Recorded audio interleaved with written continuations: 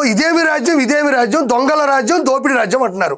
మరి అసెంబ్లీలో నినాదాలు ఎవరికి కావాలి? ఇప్పుడు అంటున్నావు ఇదేమి రాజ్యం అంటున్నావు. నీ ఎదురుగా కూటమికి సంబంధించినటువంటి ఎమ్మెల్యేలు, ముఖ్యమంత్రి, డిప్యూటీ సీఎం, ఐటీ శాఖ మంత్రి అందరూ గుట్టలుగా పక్కనే కూర్చొని ఉన్నారు. వాళ్ళని అడుగు, ఇదేమి రాజ్యం, ఏంది రాజ్యము, ఎందుకు ఎట్ట అయిపోతుంది? దోపిడీ రాజ్యం అన్నావు, ఏం దోపిడీ చేశారు? నువ్వు ఈ దోపిడీ చేశావు, నువ్వు ఇది దోచుకున్నావు, నువ్వు ఇది ఎత్తుకెళ్ళిపోయినావు అని అడుగు.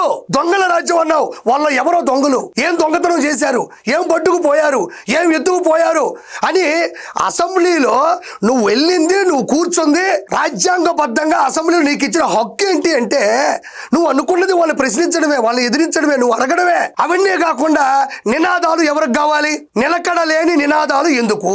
నువ్వు అనుకున్నది ఏదైతే స్లోగన్ ఉందో, ఏదైతే నినాదం ఉందో, ఏదైతే నిరసన ఉందో, నీ ఎదురుగా ఉండేటువంటి గెలిచినటువంటి కూటమి సభ్యులు వాళ్ళందరూ చూస్తున్నాగా వాళ్ళనే ప్రశ్నించు. వాళ్ళు ఎవరు దోపిడీ చేశారు, ఎవరు దొంగతనం చేశారు, ఇదేమి రాజ్యం అని అడగాల్సింది పోయి నువ్వు రాసుకుంది, నువ్వు గీసుకుంది అక్కడికక్కడ అనేసి అక్కడి నుంచి ఏం చేశాడో చూడండి ఒకసారి. అక్కడికక్కడ అనేసారు గబ. కనీసం గవర్నర్ ప్రసంగాన్ని కూడా అడ్డుకున్నటువంటి రాజ్యాంగబద్ధంగా వీళ్ళు హీనులు, చరిత్ర హీనులు అని మరోసారి చెప్తున్నా.